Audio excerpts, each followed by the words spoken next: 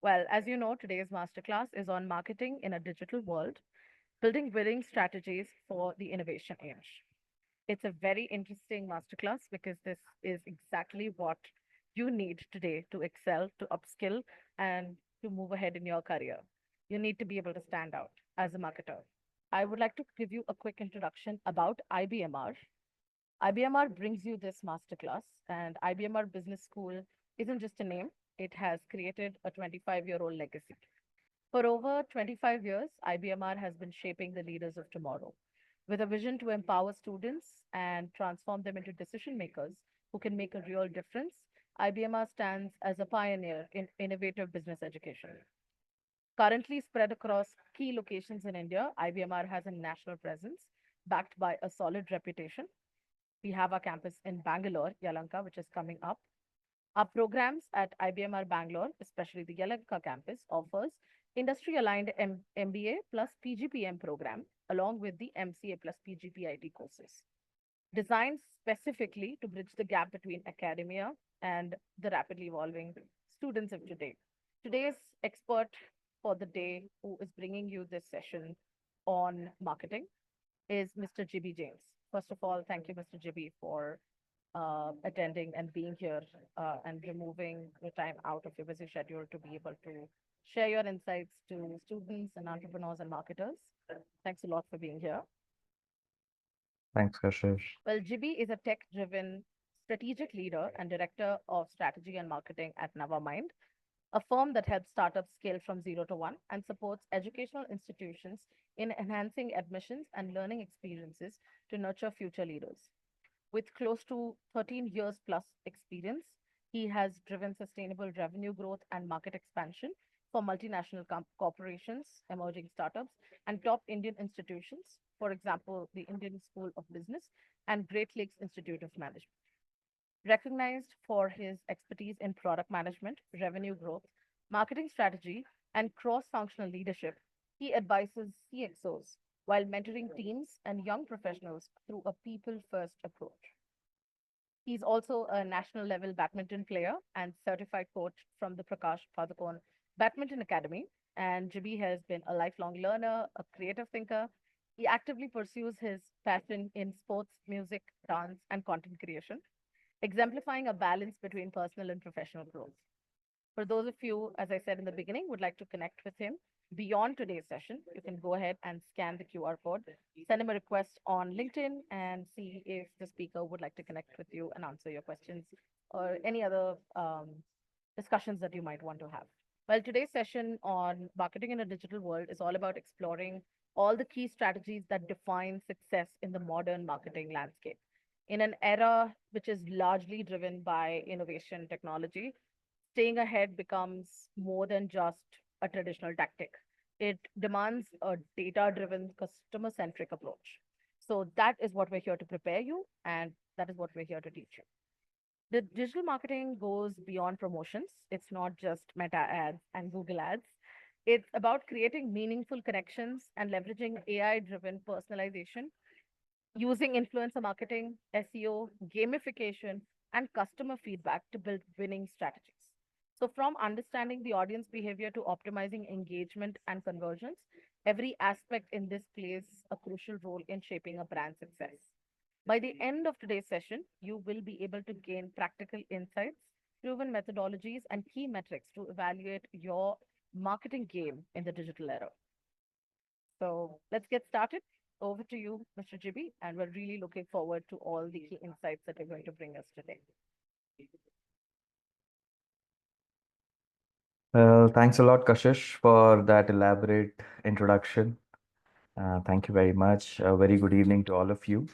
Thank you very much for joining in on a Saturday evening. I know you must have already had your plans, maybe later on after this session is over, because you would be looking forward to the Sunday and the break which you're getting from be it your studies, be it your work, or even if you're not doing anything and sitting and working at home, but you definitely would be having certain plans. But in today's session, what I'm going to talk about is brief introduction to digital marketing, a small introduction to the different channels which we have in digital marketing, and what are the current tools or strategies which we can use in this innovation age, which will help you to build effective digital marketing strategies.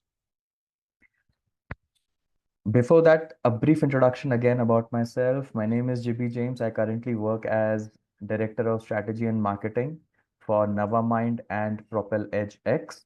So Propel Edge X helps startups to grow from 0 to 1, from starting from their strategy to their marketing and 360-degree uh, help to them. And we also have Nava Mind, which helps educational institutions in their marketing and admission strategy. So today specifically, it is irrespective of any industry.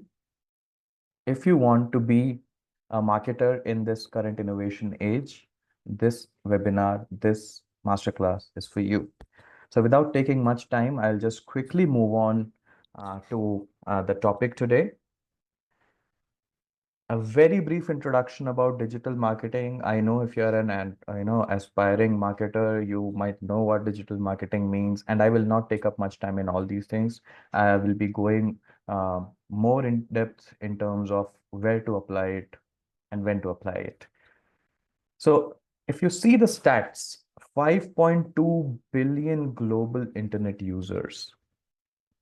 Now, if you feel that no traditional marketing, newspaper ads, and if I see TV ads, that is enough for my brand to survive in this current age, I'm sorry to disappoint you, but that won't help you now. That alone won't help you now. It's a combination between your traditional marketing and digital marketing. 4.8 billion social media users. Now, if you are not on social media, if for any reason, maybe because you don't like the content which is put out there, or you are taking a break, a digital break, and you don't like people being on social media because they can say anything, they do whatever they want, and whatever news you hear on social media, you don't like it. Well, my advice, be on social media and choose what you want to see and what you don't want to see. But in order for your brand or for yourself as a brand, if you want to promote yourself or your company, you have to be present here. It's not just me. See, 4.8 billion social media users talk about that, right? They are the ones who are going to see you. Not everybody, but select few. And you're going to form perceptions they are also going to form perceptions about you. E-commerce sales has at 6.3 trillion, which means people are on the web, people are on their mobile phones, on their tablets, and they are buying. So if you're still not there, this should ring a bell. Let me quickly talk about key digital marketing channels. You might have heard a lot about SMS, email, influencers, social media, and so on. But the key digital marketing world doesn't stop there, right? So these are a few digital marketing channels which I want you to focus on. First is search engine optimization, which is known as SEO. And that is, I would say, the basic driving factor which will help your brand to be more visible out there. Now, you go on Google search or any other search engine and you type, I want to buy this particular shoe or maybe this color shoe or so on. You would definitely see certain sponsored ads in the beginning where sponsored will be written on them, and below them will be non-sponsored or organic content which you will be able to see, and the websites will be mentioned there. Now, how do you see that? Right? All these brands are using those keywords which have been typed by you or spoken by you, and accordingly, their content is being displayed to you. If you also observe, if you go on Google and if you search for something, maximum to maximum, you will, be on the first page and maybe scroll down beyond fifth or the sixth result, which comes down in your Google search. Which means if you want to be more visible, you should be in those top 3 to top 5. Otherwise, people are not going to discover you as a brand. These are certain tools. So if you see, I have written down the headings, and below that you can see these are particular tools which you can try out, which you can use. This is just to help you out, explore. If you are an explorer, you love exploring new tools and new softwares, you can definitely go and check these tools out, and these will help you to understand, schedule, and manage different aspects of digital marketing.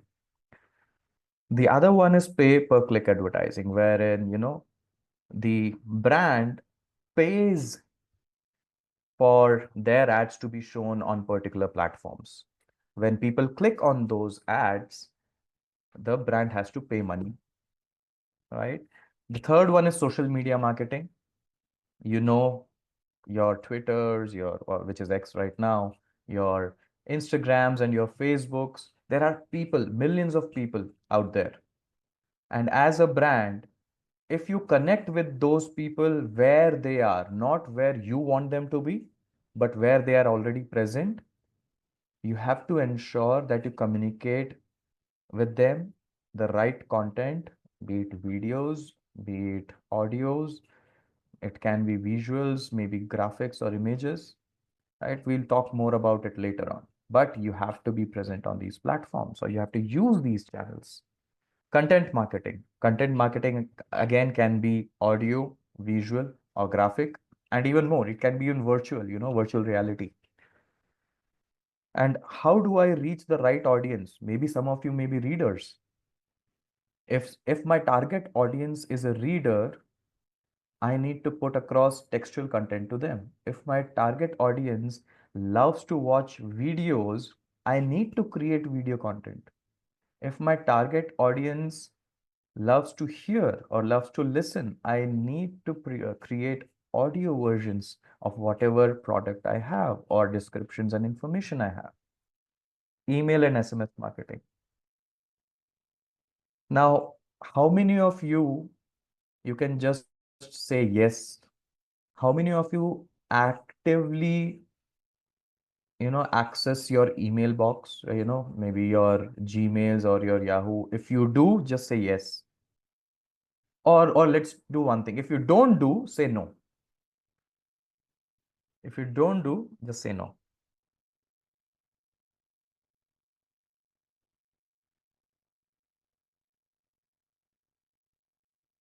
right? Apart from, let's say, if you are apart from your work emails, definitely your work emails have official communication going on. But apart from that, your Gmails, which you have created since a very long time, right? So why I'm asking this question?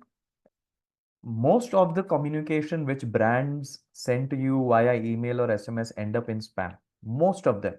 If you check right now, go to your Gmail inbox, in your spam or in your promotions, it has now also been divided, right?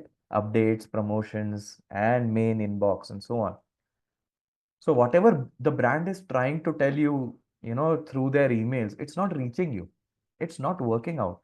And then brands are like, we send thousands of email, and the open rate is hardly 0.05% out of 1,000, or 0.5% or 5%, and so on, right?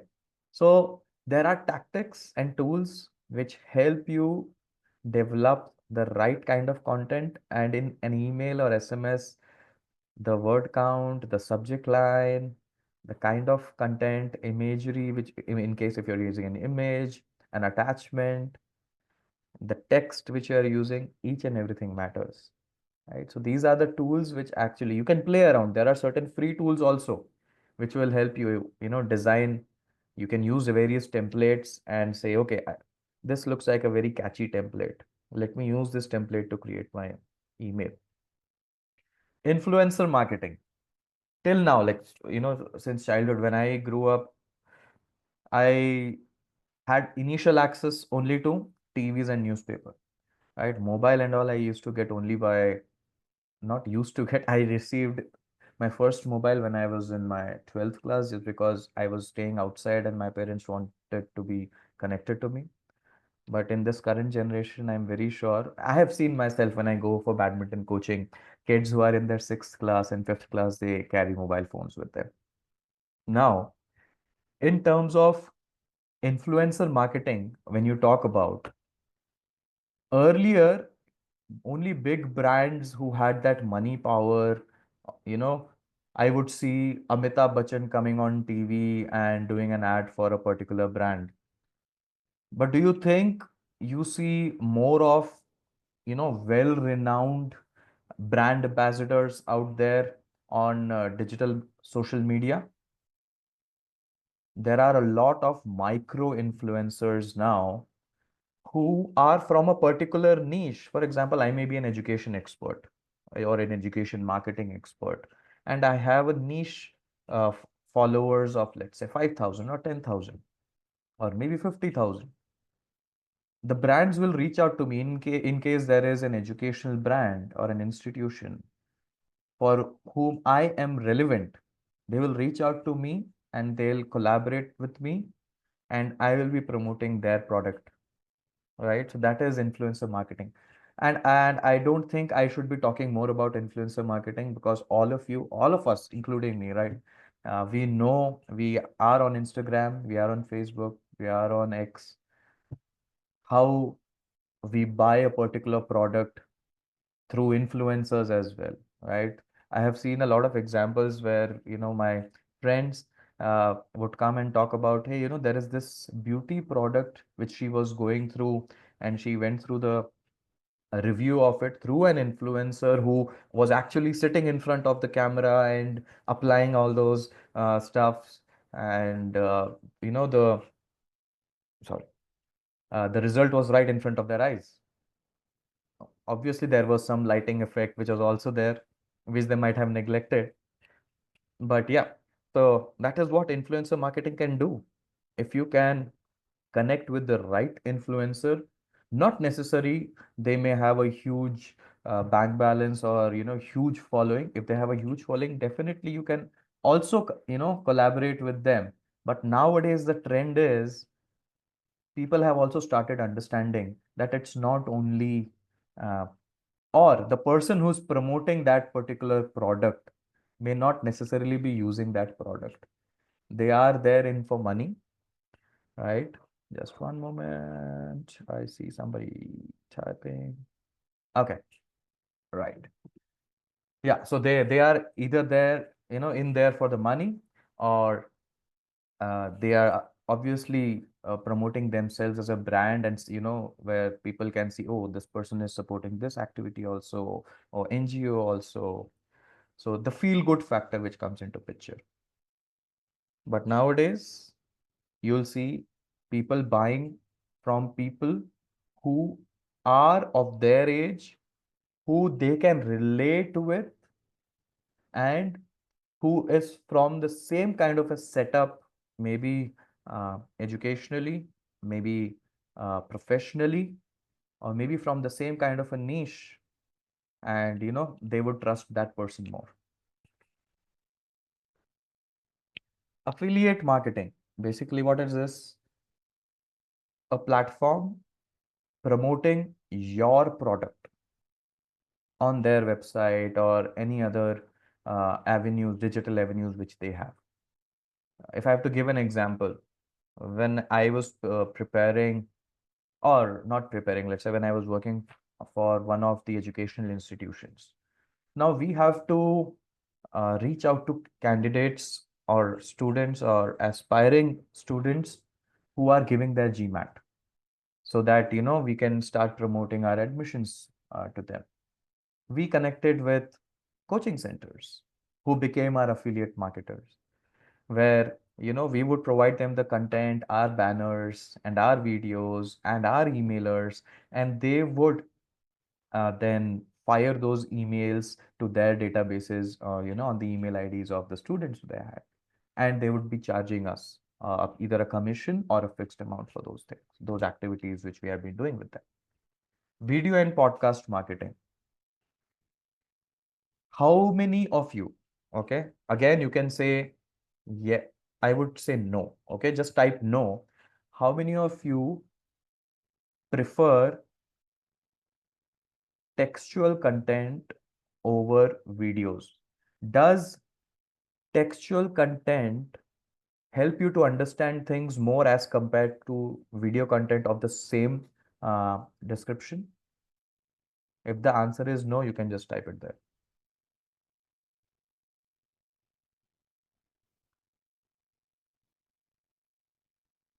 Okay, if the answer is yes, also you can type so that I can know the difference in opinions and I can answer accordingly.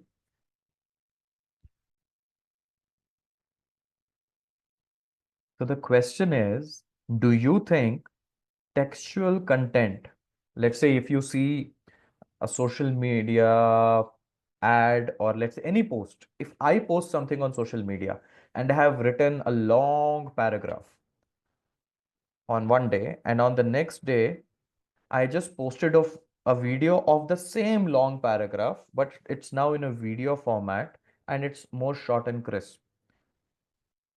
Do you think the textual content is good and the video content is not that good? Who prefer textual content more as compared to video? So if textual content is yes for you, yes for video content. Okay, good. Right. So yes and no at times. Good. Good. That was a good question. Yes and no at times, depending on what kind of information you are seeking.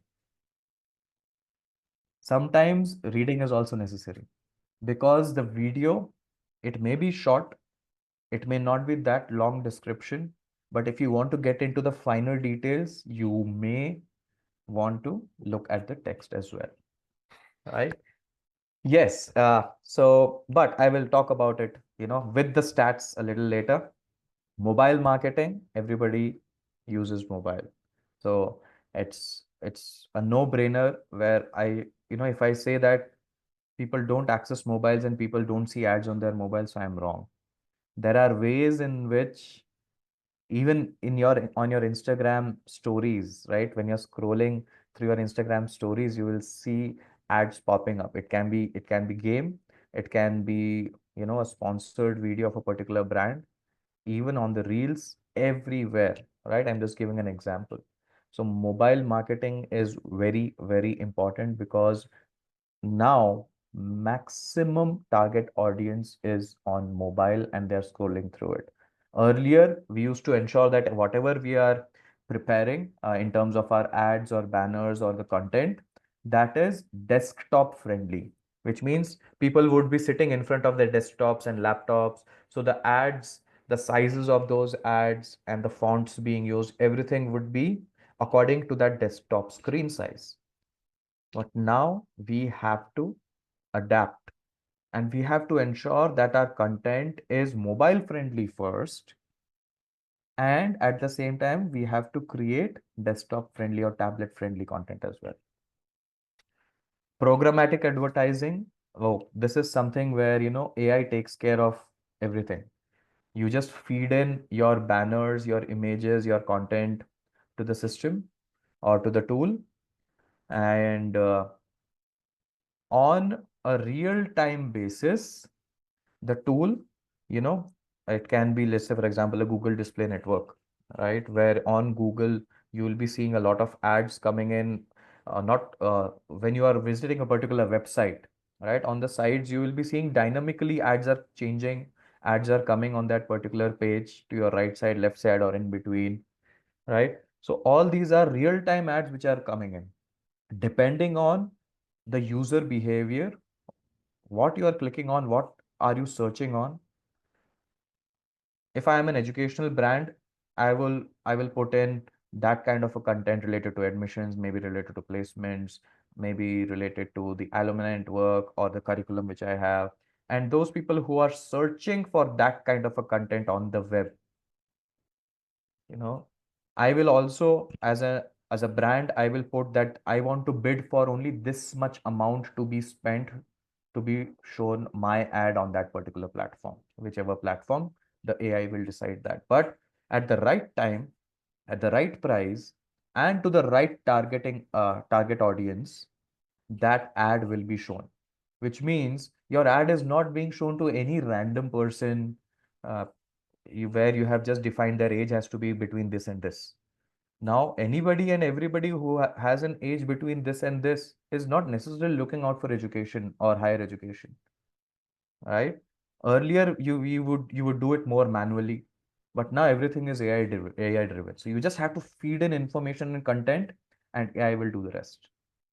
Community and forum marketing. Again, so why am I sticking to education sector? Is I think it would be relatable. I will also because everybody has gone through some or the other type of education, right? So now, in terms of community and forum marketing, if you want to buy a particular product, let's say I want to buy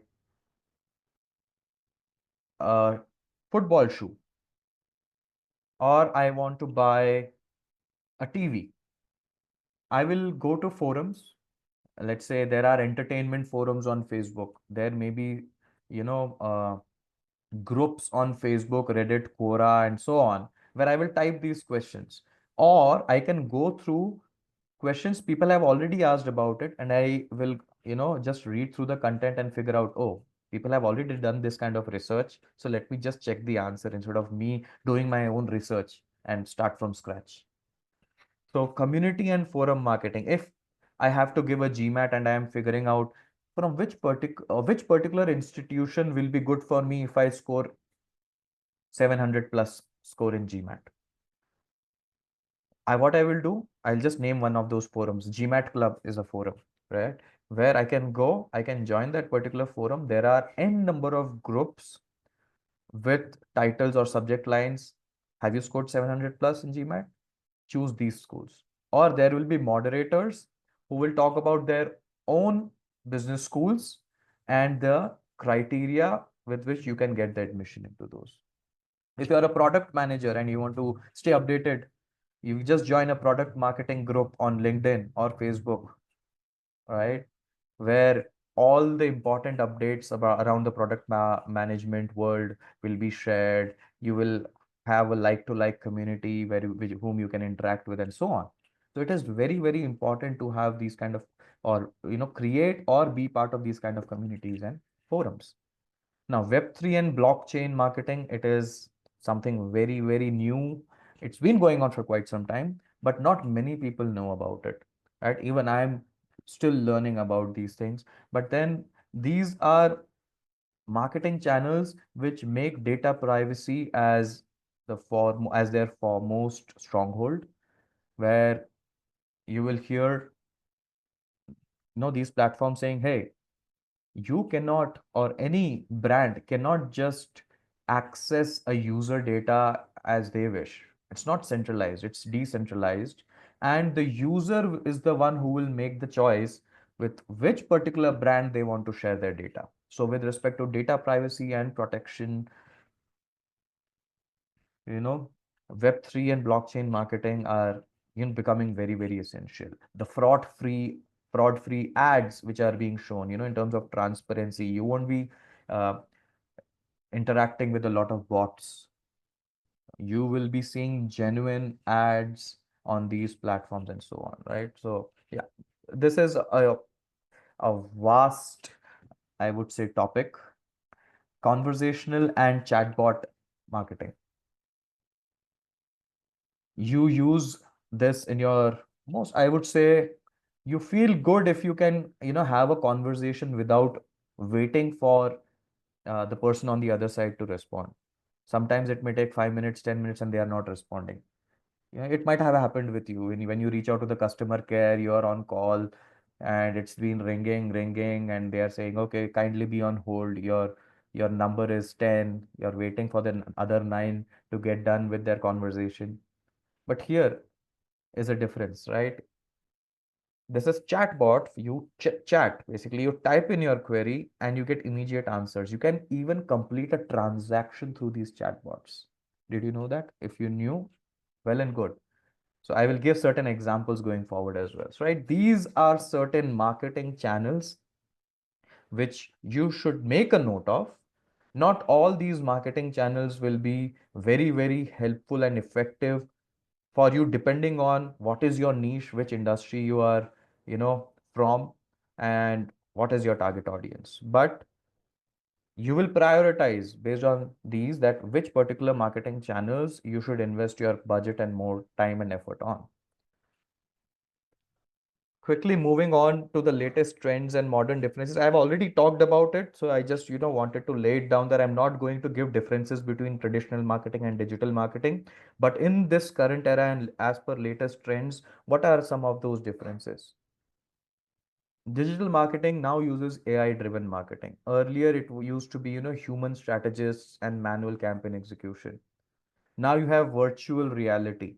Now, even with you not seeing the real world, like I have the wall in front of me, I just have to wear, I would say, a device wherein my eyes get exposed to a whole new world. I can just visit London by still sitting here, right? Influencer and community driven marketing already talked about. Voice search and conversational AI. Earlier, you could only speak with customer care. Now you have voice search as well. One is typing, the other one you can just search. You can just press one button on your mobile phones or your desktops and you can have a conversation or search as well. Data privacy, again, I've talked about. Earlier it used to be mass collection of data. People will go from door to door collecting surveys, getting their information. Now you can get everything digitally.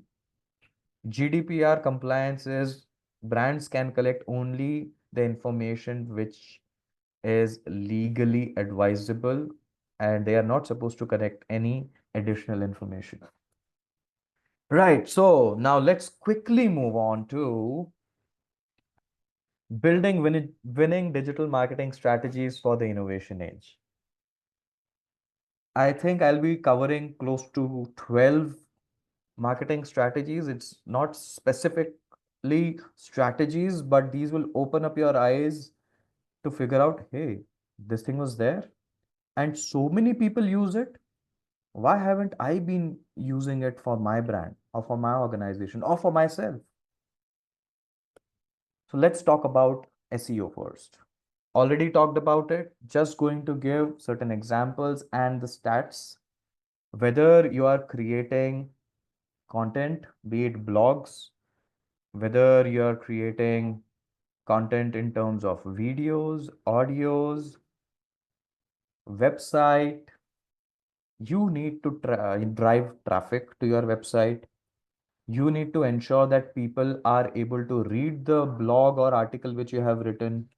The videos you have created, people should be able to watch it and they should be visible to the audience. If you just create them and keep it on your website or on your social media, do you think people will suddenly one day come and, hey, this person has posted a video or a blog, let me address or let me check that? No, they are not going to do that.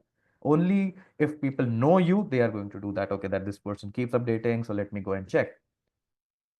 But how do they organically, by just typing what they are looking for on a, let's say, a search console or whatever they are speaking, through that your content is the first piece of content which they come across, then you will definitely have more traffic, more people will start engaging with your content. You might as well go viral in terms of your content piece. So if you see the stat which I'm talking about, 68% of online experiences begin with a search engine. Google holds 92% global search engine market share. 92% of people search on Google search. Okay, so there are questions coming up. I am sorry I did not address it before. So I will answer these questions towards the end, all these questions. So I have Kashish and team who will be, asking these questions to me. I'll just quickly skim through all these uh, slides, and then we'll have a very interactive session in the end. But please do keep typing your questions if you have, and I'll be happy to answer those in the end. SEO leads generate 14.6 conversion rates. SEO leads, by SEO leads, we mean people who are actually searching for a particular product, they encountered your blog, your article, or your website on Google search, for example, they clicked on it and then they went ahead and bought it. So those are your SEO leads. Now, instead of this, let's say, in bulk, you just buy data from some particular third party of people, and on a random basis, at random, you just shoot email to them saying that this is my product, these are the benefits, and this is the payment link. Please go ahead and buy it.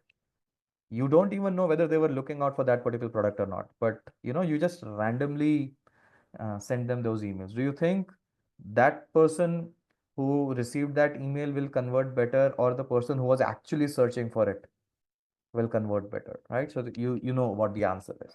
Now, if I have to give an example, if you're searching for a football shoe, you will see you know, Amazon's product lineup coming in on the search page, right? Why? Because Amazon has used those specific keywords which you are typing in those product descriptions.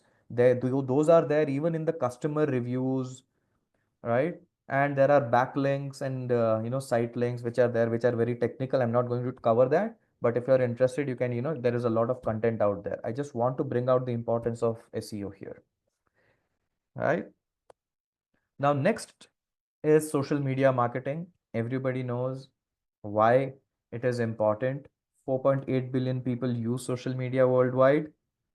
Instagram and TikTok engagement rates are 5x higher than Facebook. Earlier, we all used to be on Facebook, but since Instagram and TikTok arrived, the usage of Facebook is limited. It's still there, but I would say nowadays Facebook has become the platform for the older generation, wherein, like, even my father, mother, they have started using Facebook actively, even proactively, if I have to say, right? They are there, they are giving me information from Facebook because they would have been coming across certain piece of content there. They're sharing it with me on my WhatsApp, right? And social media ad spending is expected to surpass 207 billion in 2025, which shows that brands are investing heavily in social media marketing, be it organic marketing, wherein you're not paying these social media platforms to show your ads, or be it paid marketing where you are paying these platforms to show your ads. You need to be present on social media. If I have to give an example, Nike, it encourages its customers to share workout photos and tag them. Now, what happens is, if you have purchased a Nike product, Nike will reach out to you, right? And they will have loyalty programs and a lot many other things. Wherein if you share a piece of content on your social media feed, you will get rewards, you may get coupon codes, you may get offers and discounts from Nike for your next purchase, and so on. So in order to get that reward, you may go ahead and do it and start posting on your social media, and you will start sharing it across. There are certain loyal, uh, I would say, loyal people who are not specifically looking for the rewards, but because they love Nike as a brand, and it is also to show to others that I own a Nike. So you just post it out there, just tag Nike in that, and show off. Right? All this helps in boosting the brand engagement of Nike and the trust, because it's not only Nike who's promoting themselves on social media, but it's the users as well. So you can, whatever I'm talking about, you can just think basis your particular industry, your niche, and your profession on how you can also use these kind of strategies and apply in your own workplaces, right? AI and personalization. When you have a particular piece of content and then you map it with data for that particular user who's using that piece of content, you can personalize the content reading the data of that particular person. Let me simplify it further. If Netflix, right? I use Netflix and I scroll through a lot of movies and web series. I maybe I use voice search to search a particular movie, or maybe I type in the search bar to search for a particular movie or a series. Netflix is actually collecting all this data of my user behavior, that what kind of content does this person like, what kind of movies, comedy movies, romantic movies, action movies, and does this person watch more of series or more of movies or documentaries. And accordingly, you will see that as soon as you log into your Netflix, you will see that kind of a content which you like more or which you search more will be appearing on your screen. How does that happen? That is Netflix using AI and personalization. 80% of Netflix's watch time comes from AI driven personalized recommendations, right? So 81% of customers prefer personalized experiences. And if you are a brand, AI personalization can increase marketing ROI by 30%. Consumers are 2.1x more likely to engage with brands using AI driven content. So if you are thinking, I am an original writer, I make my own stuff, even images or infographics, I don't want to use AI. Well, I would suggest please go ahead and use AI, because data doesn't lie, right? Obviously, there has to be a human intervention, there has to be human supervision. You cannot just get a piece of content from AI and directly feed it in. You need to personally or manually supervise it as well, but you don't have to start from the scratch. Influencer marketing, we already touch based upon it. It delivers 11x higher ROI than traditional ads, right? Your static banners which you see, uh, you go to, let's say you're reading a blog or you're on Facebook. On Facebook, you get ads in between. Which are those ads which you engage more with? Static ads where there is only content, something written on that, or buy now button, or ads which have text moving, the slides changing, or people talking, or a video based ad, right? So you know what's the answer to this. 74% of consumers trust influencers over traditional ads.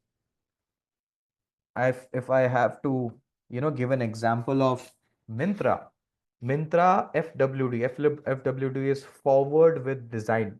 So they, launched this particular campaign where they engaged with 15,000 plus micro influencers, wherein, they will wear products from Mintra, and they will have their videos or images recorded and taken, and they'll post it out there on their pages, so their followers will then have a look at these videos.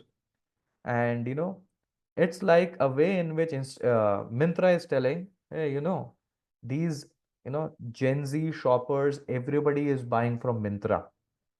So, we are that one-stop shop for you if you are looking for, cool products which match the Gen Z vibe, right? If I have to say that. And so Mintra actually drove 60 million plus views, using the influencer marketing strategy. So if you are a brand, if you are an entrepreneur, get into the niche. If you can, if you yourself are an influencer, or you have a good follower base, start from there. You don't have to necessarily reach out to an influencer. First start with yourself, because you know that you have a particular following, and in your followers, among your followers, you have the target audience as well. If you don't have the target audience among your followers, you definitely need to build a group of followers who are actually your target audience. Otherwise, just randomly posting stuff out and then thinking, why are people not engaging with my post? No, because they are not your target audience. if I am an educational institution and for MBA, or let's say if I am okay, if I am a you know Huggies diaper manufacturing organization, or let's say, not let me not use Huggies, but a diaper manufacturing company. Now, if I show my ads to teens who are 10 years, 11 years, 12 years, or 15, 16 years, do you think my ad is relevant for them? I'm showing them, diaper ads. No, it is relevant only for parents or to be parents who are soon to become parents, because they are the ones who are going to shop for diapers going forward, right? So you need to understand your target audience and accordingly show them the content. Video and short form content. 78% of your consumers prefer watching a short video to learn about a product or service over reading text. I had asked this question. Short form videos generate 2.5x more engagement than static posts. I don't think this is a surprise, but approximately 694,000 reels are shared via direct messages every minute. We come across a particular reel on Instagram and immediately we hit that share or send or forward button, and we share it with our friends or colleagues if we find it very relevant. So we need to create such kind of content. Now, Mumbai Metro, came out with this dumb ways to die campaign, where you might have heard about it, right? Mumbai Metro, a lot of stunt men, I think maybe stunt women also, who would do a lot of stunts while the metro is moving on stations, and even when the metro is running. Now, in order to ensure uh, safety of life and security of people, Mumbai Metro introduced this particular campaign where, a lot of short videos through animation would be posted around dumb ways to die. And it's not just only helping people who are traveling via Mumbai Metro, but if people share it in their own networks, it's not for Mumbai alone, it's for the entire nation, or it can be global as well, because you'll find such characters in each and every part of the country or city. Right? Conversational marketing, chatbots, and AI. 82% of consumers would opt to interact with a chatbot over waiting for a human. Companies implementing chatbots have observed 7% to 25% increase in e-commerce revenues, right? So there are platforms, right? Let's say e-commerce platforms or other brand websites which have, collaborated with ChatGPT, and through just by just chatting, if I want to purchase something, I'll just chat in there, with the chatbot. I'll say I want to purchase this color. Um, these are the specifications. Please show me your product. The chatbot will display each and everything. And once you are satisfied, you can keep asking questions to your chatbot. And once you're satisfied with it, the chatbot will also share the payment link. Once you click on it, you can complete your payment just by being on that single platform and just chatting with the chatbot. That's how easier purchasing has become now. Voice search and smart assistants, again, the same thing, right? As the conversation AI, it is again voice search. 30% of search queries in India are conducted via voice, nearly 10 times higher than the US. US only 3 to 4% uh, audience or people search using voice. If I have to give an example, Domino's, right? Domino's has a voice enabled ordering system. And while speaking to your Alexa or Google Assistant, you can place an order. Great, right? I don't have to go search for Domino's or which particular pizza I want, what is the size of the crust, the base, what all I want to add. All these things you can just speak into Alexa and your order will be placed.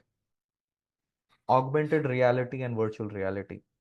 Okay, can you identify something in this particular screen? I have used an image here. Can you tell me who this person is or which movie is this from?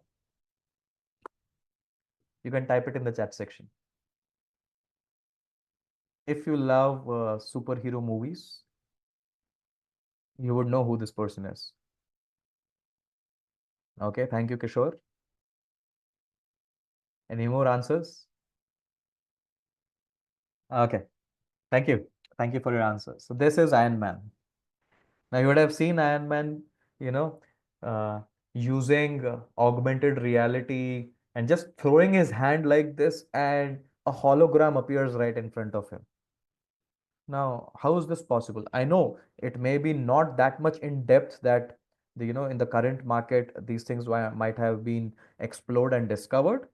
This is obviously a movie, so it would show a lot more, which may not be currently possible. But my idea of showing this is this is something which is actually possible, right? It is no longer a dream now.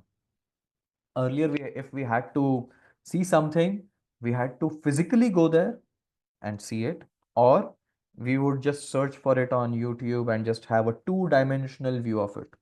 But now, with augmented reality and virtual reality,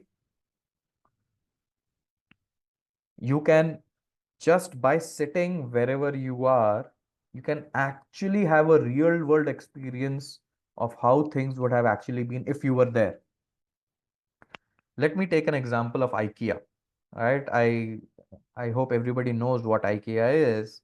And if I have to purchase a particular sofa, let's say, or a chair for my hall in my house, I don't know how that particular chair is going to look in my setup, right? I have carpets, I have a particular color of my wall. So, will this particular chair suit my house setup, my hall setup? Will this color look good in my hall? Now, earlier you would have just imagined, by just looking at the photo, and you would have been like, okay, I think this may fit in. And then you will go and take a risk, right? But now what you can do is that app which IKEA has, you can just scan your hall and it will come in the app, and you select the particular product, the chair, which you want to place and where you want to place it. And you select it and you put it in that app. What you will see is in real time, wherever your hall is, you will see the chair placed there, and then you can figure out, hey, this is actually looking good. Oh, or maybe this color is not that good. Let me change the color and see. Right? So that is augmented reality for you. Who also remembers the Pokemon games? If I never played it, but there are a lot of crazy folks out there. My own colleague, who is by the way 3 years older to me, right? Maybe in his 30s, and he used to play that time. So, you are just searching for Pokeballs here and there in the city where you are staying. Yeah, in the metro stations and on the roads where you are walking, you're searching for Pokeballs, and then you catch the Pokemons. And the roller coaster rides, right? You go to malls, you'll see that people wearing these wearables on their eyes, right? And it just gives them a real-time experience that they are in a roller coaster, right? And they shout like that, they get afraid like that, right? So even without actually being on a roller coaster, they are experiencing all these emotions. Obviously, there is that 4D effect, the seats shaking, but then when you are watching, you are not actually watching the real world.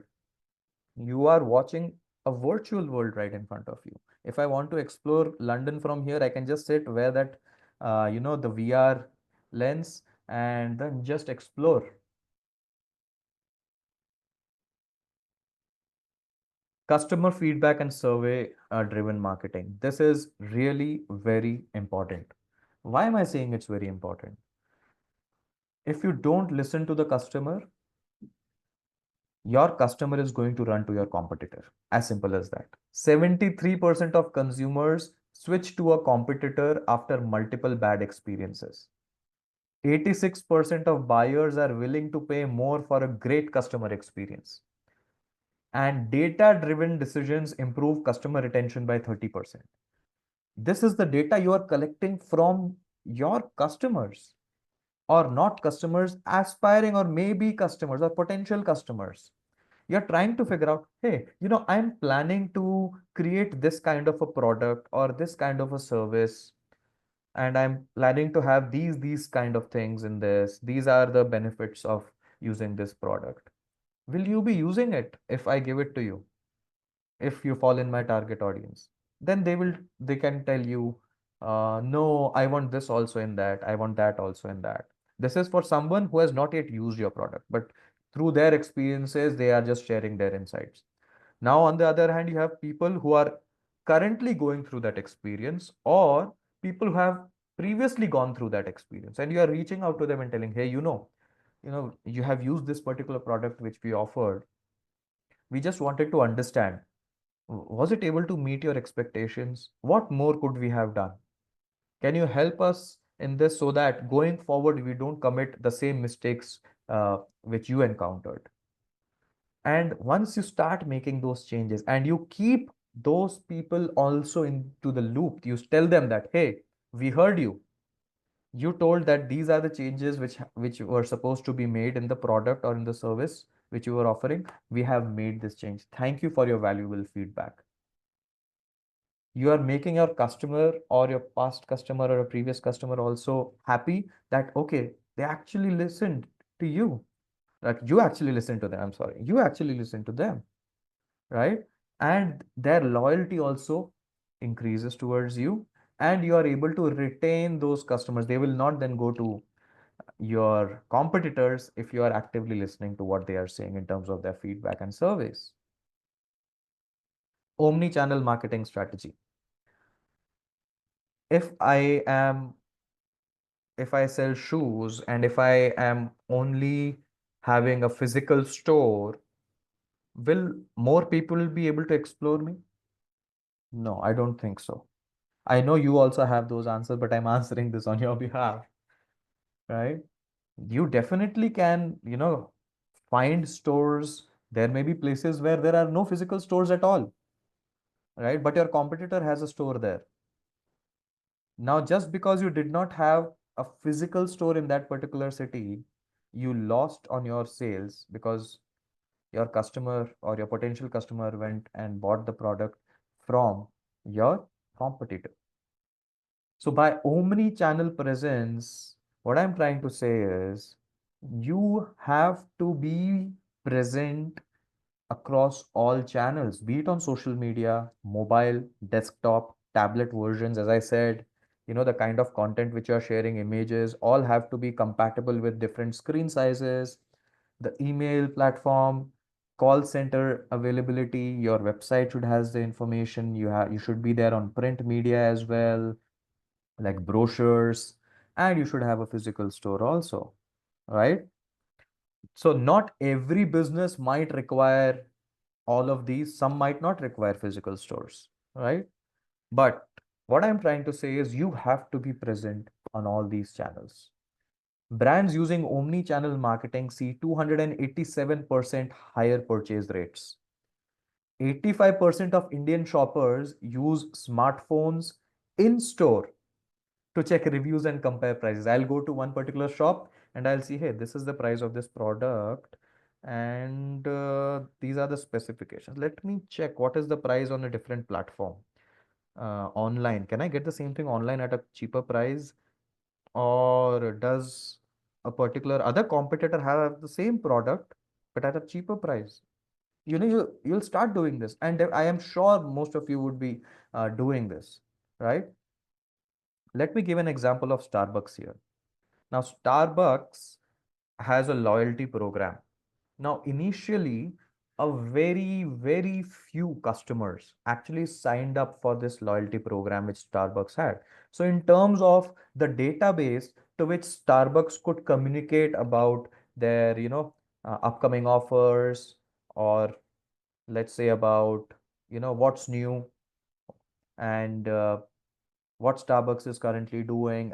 Are there any challenges or reward points or reward programs, loyalty programs that are happening? How would I communicate that? Because very few have signed up for it. What Starbucks did is, anybody who visited Starbucks, they first came up with a campaign where they said, we will offer you free Wi-Fi. So now, if people wanted to access free Wi-Fi, they will have to sign up. So they will have to provide their email ID or phone number. And that is how Starbucks would get their data, email ID or phone number. And then, because now Starbucks has their email ID and phone number, they started connecting with those customers online by email and SMS or maybe WhatsApp as well, talking about the loyalty program. If you become part of this loyalty program, you will get reward points and you can redeem these points to get a free coffee, right? And if you share it with your friends, or if you post uh, on your social media and tag us when you are at Starbucks, you will get more reward points. And that is how the user base kept on increasing for Starbucks, right? And it saw exponential growth in its registered customer base. So it has to be tied up with a reward as well. Otherwise, why should I promote you? I'm just coming to Starbucks, I'm having my coffee and I'll go, right? So there has to be a reward mechanism also in place. User generated content. I'll just give an example of Airbnb. You go to Airbnb where you want to search for the right villa to stay in, or the right hotel to stay in, or not, sorry, hotel, house, right, to stay in. And what will you see there? In Airbnb, you will see a lot of reviews, photos, videos, which the users themselves would have posted about that particular property. That creates more trust because it's not the owner alone of that particular property who is posting stuff, but the users themselves are posting about it, right? And that is how, reading all those reviews, those photos, and you'll take a decision. Oh, I think this looks good. And these are the actual photos which these travelers have posted. It's not a photoshopped image of that particular Airbnb accommodation. Okay, so let me choose this particular place, right? So it is very important that you collect all these ratings, comments, information, advices, suggestions, and ask people who are your direct customers to use and post about those kind of content. Brands incorporating UGC see a 137% increase in conversion rates. Gamification in digital marketing. I think this is the last or the second last of the slides, or maybe the third last as well. Just kidding. So, how can gamification impact, your brand, your business revenue, and your business growth? Now, let's take an example of Swiggy here, right? I am sure most of you, or at least 50% of you, might be using Swiggy or Zomato, for example. Now, what Swiggy did is, let's say right now itself, you have ICC Champions Trophy going on, right? And they'll have a match day mania, wherein you just have to join it. And if you tell, okay, how many fours are going to be hit in the first innings, or how many sixes are going to be hit in this match in the totality, how many runs will Yuvraj Singh score? Not Yuvraj Singh, right now, let's say Virat Kohli, right? And how many wickets will Mohammad Shami take, right? And you just have to answer these. And if your answer is correct, you earn rewards. And maybe, a free meal, or maybe 50% off coupon code on your next order from Swiggy, and so on. So this helps Swiggy to continuously uh, keep their audience engaged even when they're actually not ordering food. I'm not there ordering food during the match day mania. I'm just commenting, and I am, just on the chat out there answering whatever question has been asked.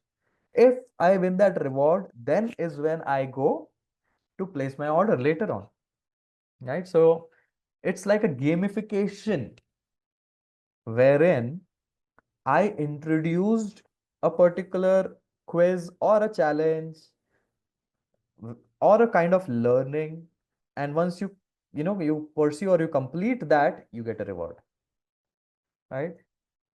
Even for your own employees, let's say if you are a company and you gamify the training programs which you have for your employees, 90% productivity boost is something which you will experience, right? They will learn also, they will complete also, because there will be quizzes, there will be leaderboards, right, where you post that. Okay, or you may also be using smartwatches, right? Fitness marketing.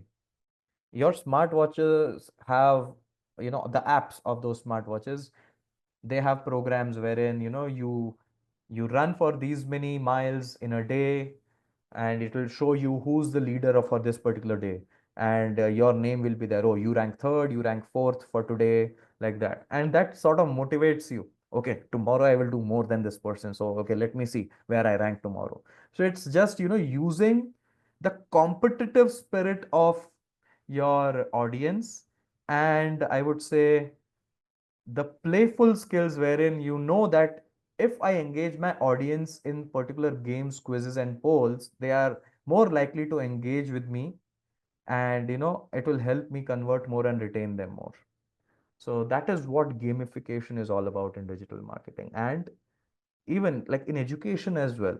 For example, we have quizzes, we have projects, we have assignments, right? You can have leaderboards, you can have quizzes converted into games where if these many are right, you get these many runs. Yeah, you can convert it into a cricket game. If there are two teams, teams A and team B, right? Team A and B. Team A has scored, let's say, has answered, or team A, let's say, has three team members. The first team member has answered 5 out of 10 questions right. So that person gets 50 runs. I'm just converting it into a cricket match.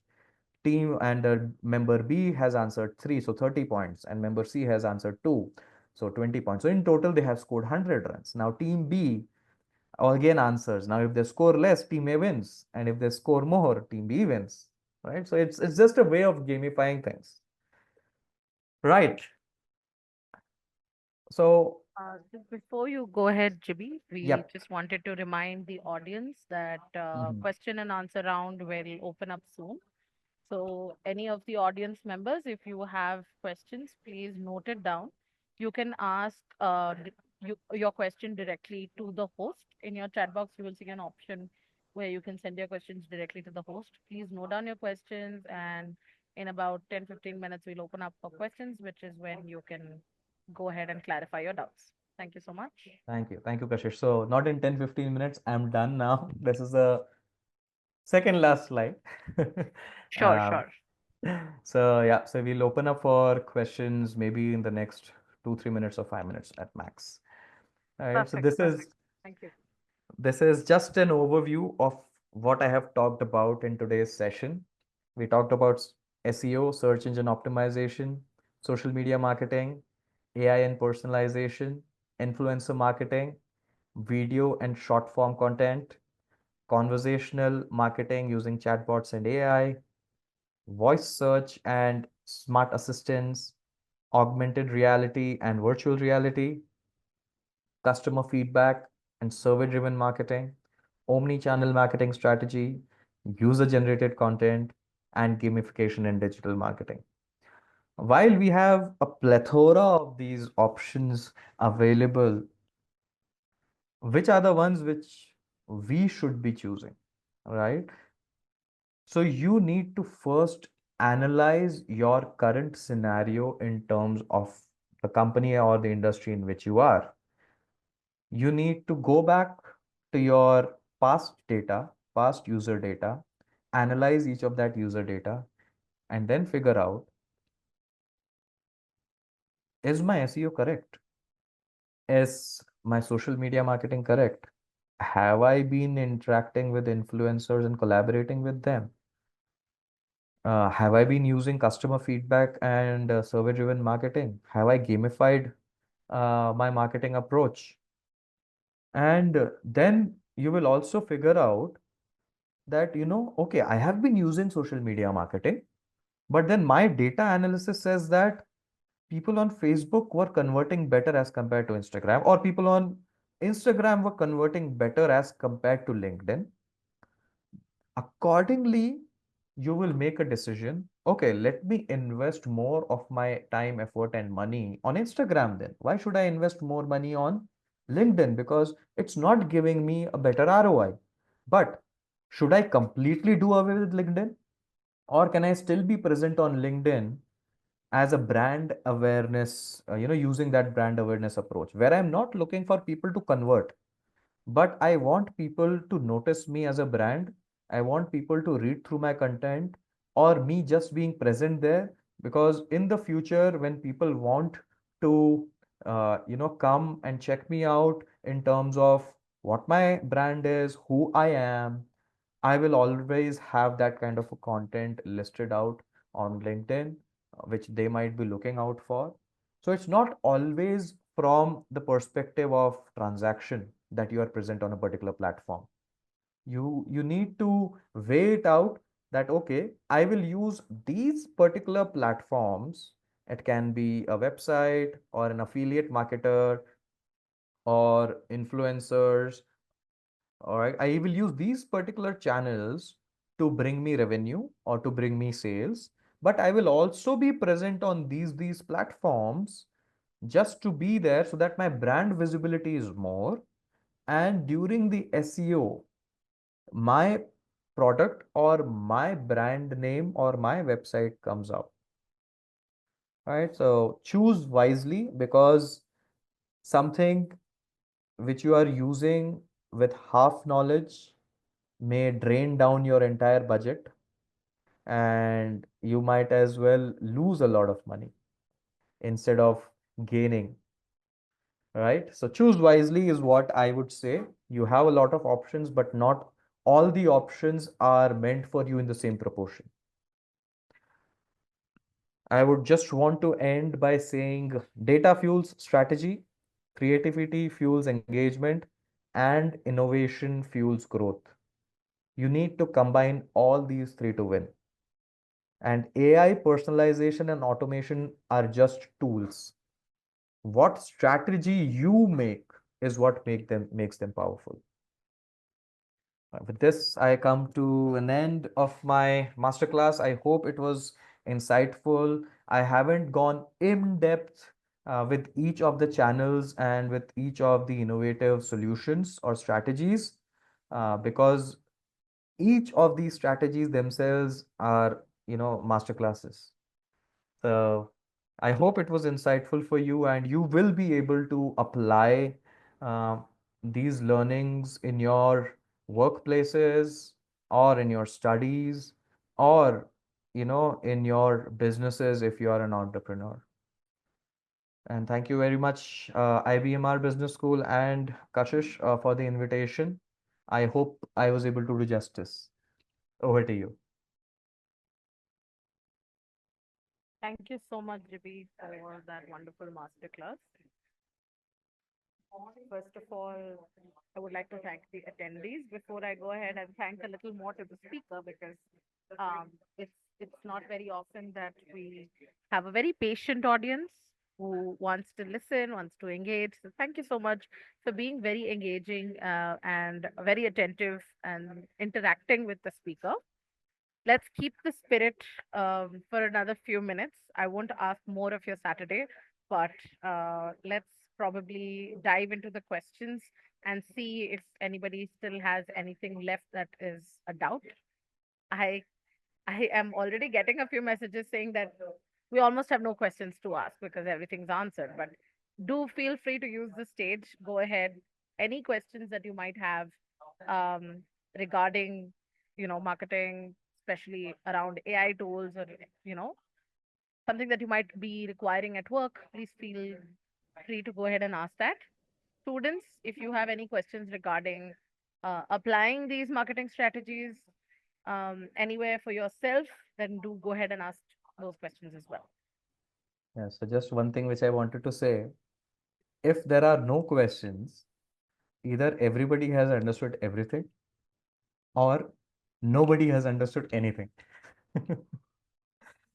So I would you say can ask. nobody is a large percentage. So I think our odds are pretty good enough here. Let's see what questions we get. So I could see Monisha had typed a question previously. For the SEO blog, is it okay? For the SEO, blog is important or not? That's the question she had asked.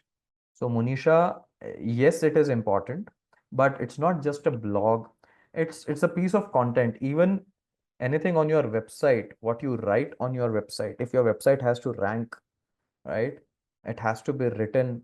It's the keywords are to be placed, and it's not just keyword. There are meta tags, there are titles and descriptions, which are a little more technical.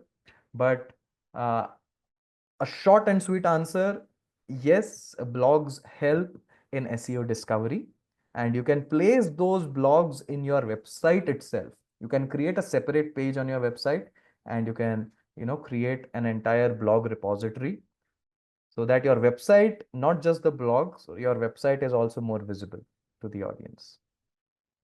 Hi, GB. Thank you so much for the session. It is, by the way, this is from Rakesh. Hi, Rakesh. Yeah. So, hi, GB. Thank you so much for this masterclass. I would like to know how to strike a balance between marketing and going along with trends online. Oh, good question. Really good question, Rakesh. Now, when you talk about trends online, certain trends which are happening online are introduced by the social media platforms themselves sometimes, right? Wherein they want users to engage in these kind of, I would say, let's say, content creation so that they can promote it more and more. I would say promote more and more of those kind of agendas, right? But certain brands or platforms may not definitely use it, but then in order to maintain that balance, you first have to choose between what's the right trend, what is ethically correct. Not everything that's trending, you should include in your I would say calendar or in your plan or strategy. For example, if it is related to, again, I just keep coming to educational institutions, but you can apply it to your other industries as well. If I'm talking about curriculum, or if I'm talking about student life in a particular college, I have to come up with content which makes people comfortable and can convince them that yes, this is the kind of life I'm looking for from my college life. But if there is a trend which colleges, are showing, or on college students are showing on Instagram, for example, where it is more of partying or using substance, I'm just giving examples, right? Which should not be done, right? And do you think that is cool in terms of the brand, uh, I would say visibility and the brand name of that particular institution or a college, right? No. So there has to be a line which has to be drawn between what is ethically right in terms of what's trending and how can I use it in terms of marketing my brand. Everything what's trending cannot be used for your brand. Only as part of what's trending can be used. So you have to choose wisely. Thank you, Jibbi. I have something to add as well. I have uh, firsthand experienced this problem with some of the brands that I work with as a marketer now. Is they want to apply anything that's on social media. Like I'm sure you must have come across these viral hooks where somebody was falling and it kind of transitioned into this smooth um, transition where the business is calling its audience. to approach or promote any kind of product. So we were able to apply that trend for some businesses, but we had to downright deny applying that trend to some businesses just because it wouldn't match their needs. So I completely agree to your point here, and I definitely feel students, especially those of you who are watching, is that they need to think twice before applying a trend to their personal brand and or to their business that they might be starting tomorrow. So that's for a small bit that I would like to add. We have two more questions. One is on the chat box. I think you can see it. It says Sumant Gowda asks the difference between on-page and off-page SEO. If you'd like to take that, you know, Yeah, question, I you think can. that's like a deeper Yeah, that's a deeper question. Yeah. conversation into SEO specifically. Maybe I can just tell you on page is something which is directly related to your brand, maybe your website, your social media handles and pages, which is directly in association with you. Uh, Off page is something where you are using other platforms to link back to your web page or to your social media handles and so on. So there is something known as site linking, there is something known as backlinking, which comes into picture there. So if you are backlinking, basically the platform on which you posted your content, it has a really good score, quality score. The backlinking will have that great an impact in terms of the quality of content and even helping you rank higher in the searches, right? So but yeah, it's very technical, so I'm currently not taking it up here. I'll be happy to take it offline, or maybe on LinkedIn. Thank you. We have one more question from an IBMR faculty member about improving alumni connections in the educational institute space to improve marketing. Would you be open Right. to addressing that? Sure. So alumni are those who have already used your product, right? If I have to just, in very generic terms, if I have to talk about it, they have experienced your faculty, learning which they have experienced from them, the facilities of your campus, the goods and the bads, they know it all because they had gone through that entire setup or environment which you had created for them. Now, if I I'm not sure, but I'm assuming that there is already an alumni association or alumni team who's taking care of connecting with the respective alumni from each of these batches, which I've passed out. But first thing is to establish connection and thanking them for what they have been doing and what they are currently doing, right? It should never start with a transaction. Right? What I have seen, education, even now at Nava Mind, when I uh, help educational institutions, build their strategy in marketing. A lot of them are like, we want to invite our alumni if they can support in the infrastructure building of our college, or if they can sponsor some amount, because they are working at so and so position right now, they are so successful. So how can we do it? Now, my first question to them is, did you establish a relationship with them in the first place? Have you done that? Without establishing a relationship with them, you cannot even try asking a transactional question, right? And the thing is, you need not even ask about it. If your alumni had a great experience with you, they themselves will come forward and contribute, right? And I have seen this firsthand. I have worked for, India's number one business school, and I have seen that alumni coming forward and sponsoring, let's say, a badminton court, alumni coming forward and sponsoring the building of an auditorium. Now, how did this happen? We have to go back and we have to figure out, why did alumni choose to do it, right? So the first thing is, you have to be always in touch with your alumni, inquire about their well-being. What are they doing? How are they doing? Right? How was their experience? Involve them in your decision making.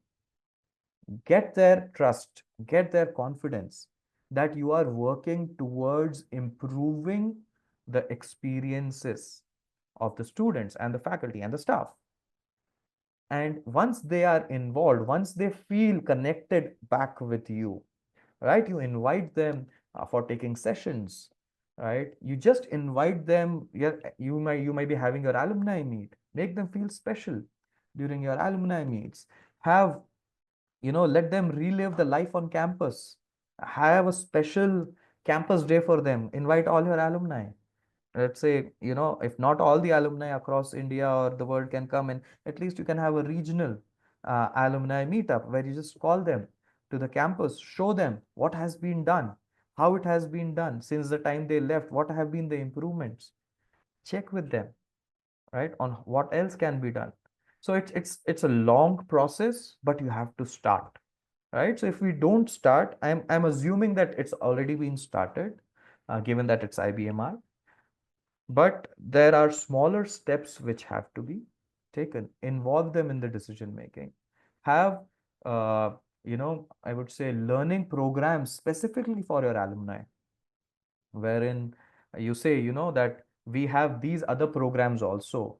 And if our alumni want to enroll in these other programs or the new programs which you have introduced, they can join at so and so fee, which is way, way lesser as compared to the current fee, right?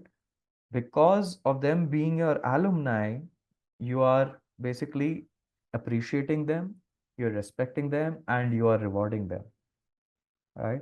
You basically have to make them feel special. It's a very long conversation which can happen, because I currently have multiple clients and half of those clients are educational institutions. But I hope, at a top level, this answers your question. Thank you so much, Jibbi. Oh, that was helpful. Jibbi, I think you might have a few more questions in your chat box.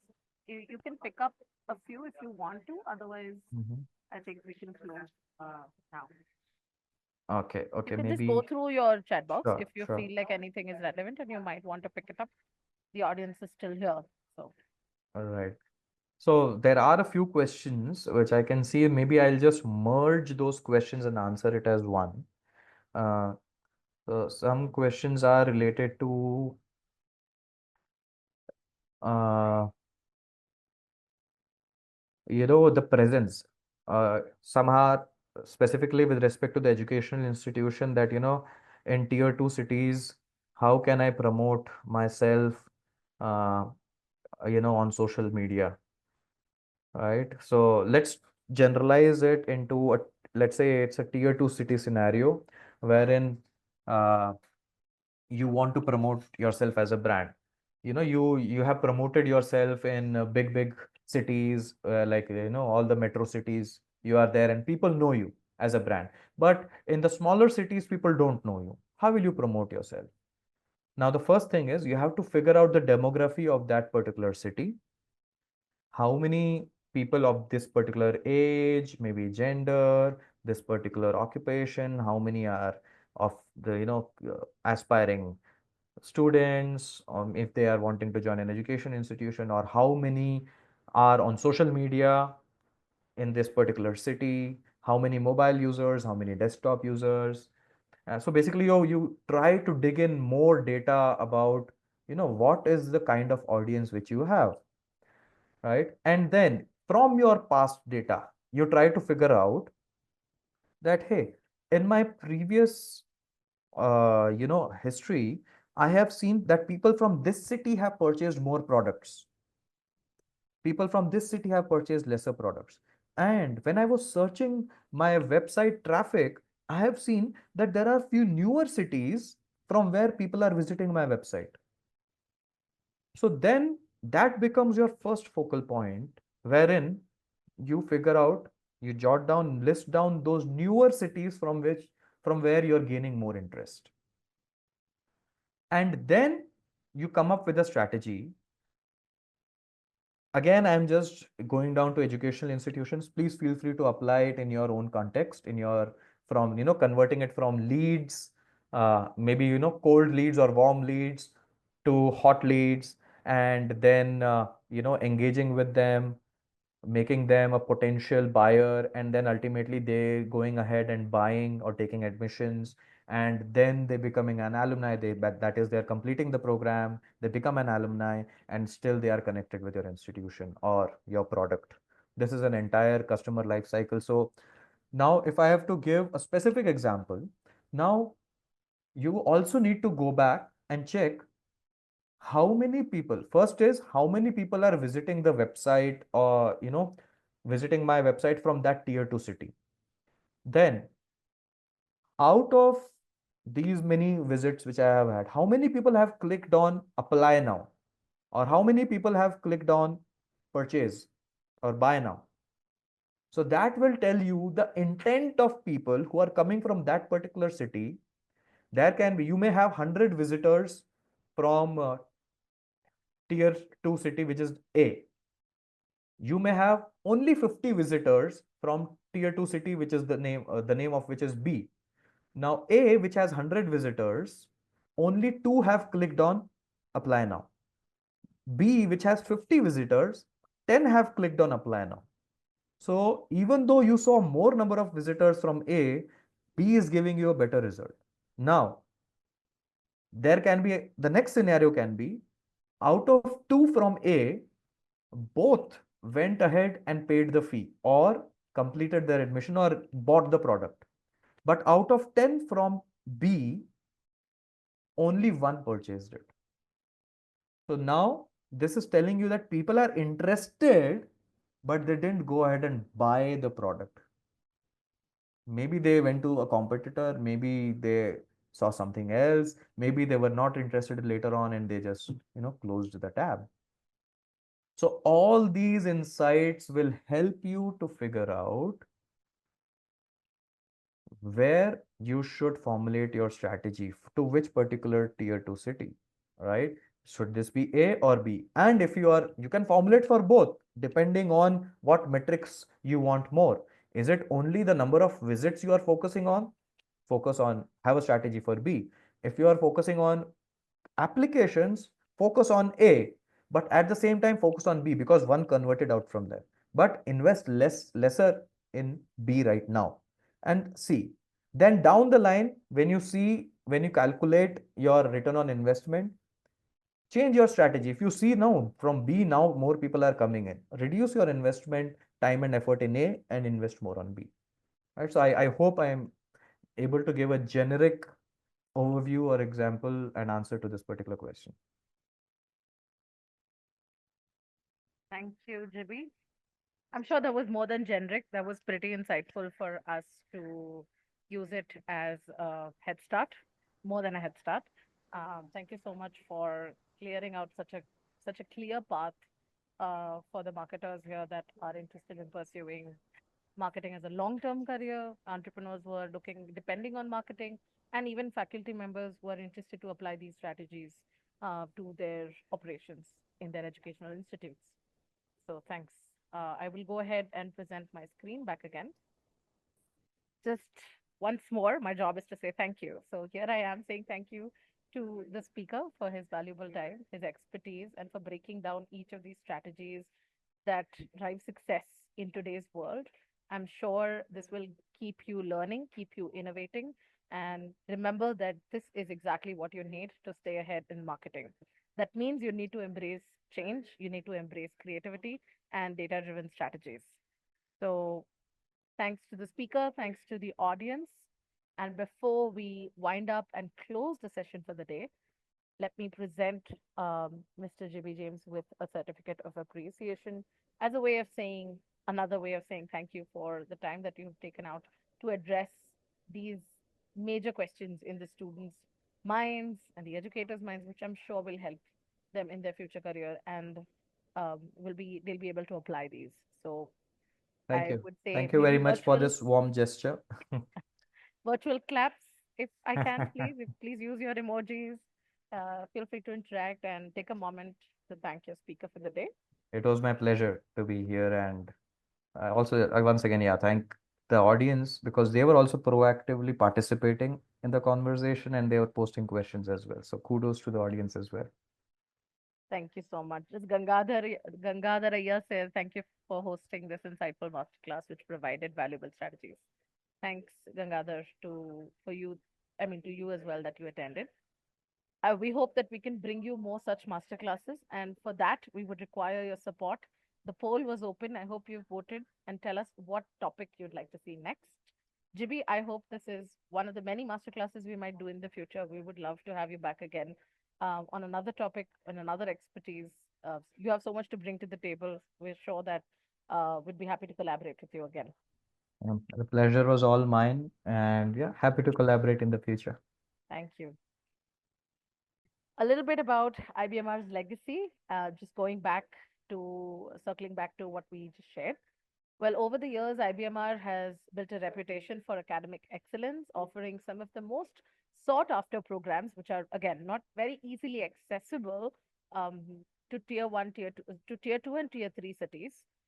IBMR offers programs in management, IT, and research, specializing in niche topics. Our flagship MBA program, which is which includes a PGPM program, is tailor-made for students who want to lead in today's dynamic business world. With its unique industry-aligned curriculum, this program ensures that you're not just job ready, but you are future ready, and you can take head on to any challenge that you get in your career. And for those inclined towards technology, we have another program, the MCA plus CGPIT program, which offers a perfect blend of IT expertise with management skills. It's designed for tech savvy innovators who want to make their mark in a digital space. So go ahead and talk to us if you're interested in pursuing any of these programs. Before you go, we have a special offer for you, as we promised in your emails and your messages. You can go ahead and purchase this ultimate guide to cracking the MAT and the ATMA exam, which is the ATMA exam for management. Go ahead and scan this QR code. You will be redirected to a link where you can purchase this ebook only for 19 rupees. The bundle is worth 399 if you shop anywhere online.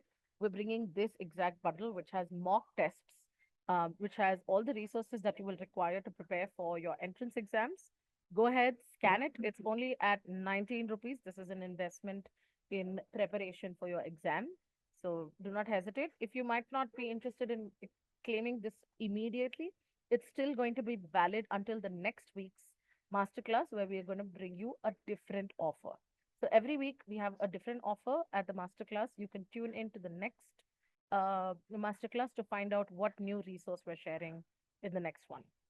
So take a screenshot. This will be valid for the next 6 days only until we go ahead and host another masterclass. I'll give you a minute.